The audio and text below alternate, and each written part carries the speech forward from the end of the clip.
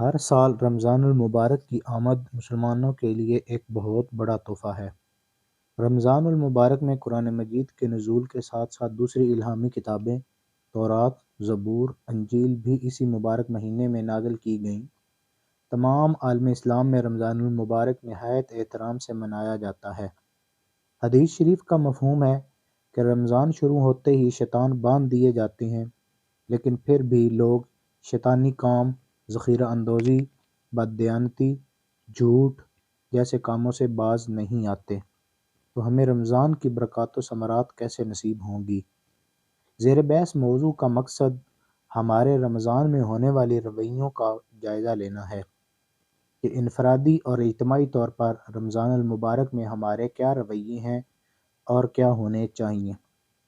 ہم نے روزے کا مقصد محض بھوکا پیاسا رہنا سمجھ لیا ہے، لیکن حدیث کا مفہوم کچھ اس طرح ہے: جو شخص جھوٹ بولنا اور اس پر عمل کرنا نہ چھوڑے تو اللہ کو اس کے بھوکا پیاسا رہنے سے کوئی غرض نہیں۔ ان الفاظ سے واضح ہوتا ہے کہ روزہ رکھنے کے باوجود ہم جھوٹ بولنے، بددیانتی، ذخیرہ اندوزی سے باز نہ آئے تو گویا ہم روزے کے اصل مقصد سے محروم رہ گئے۔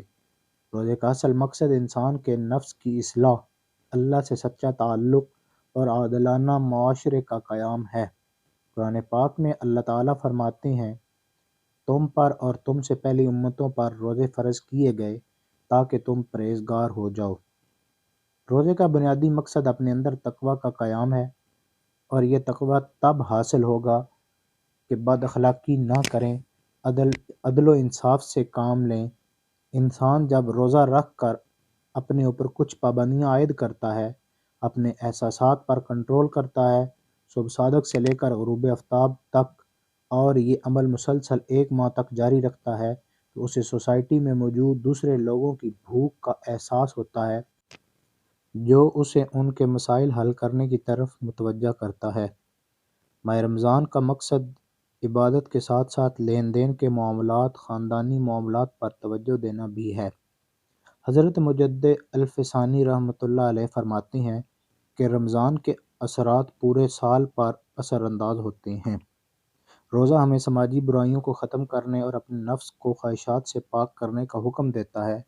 روزہ صرف یہ نہیں کہ آدمی کھانے پینے سے رک جائے، بلکہ جھوٹ، باطل، لغو اور جھوٹے سماجی معاہدے سے اعراض بھی روزے کے مقاصد میں شامل ہے۔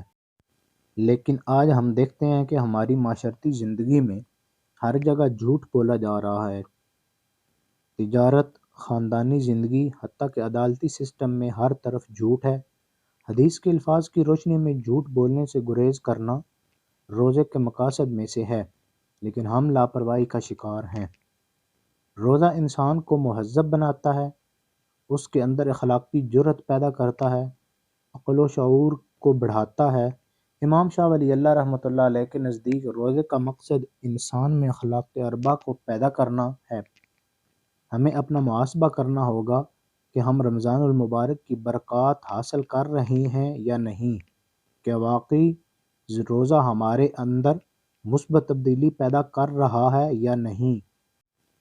ہمیں اپنے رویوں پر نظر ثانی کرنی ہوگی تاکہ ہم اپنے معاشرے کی بہتر اصلاح کر سکیں اور دنیا اور آخرت میں کامیاب ہوں۔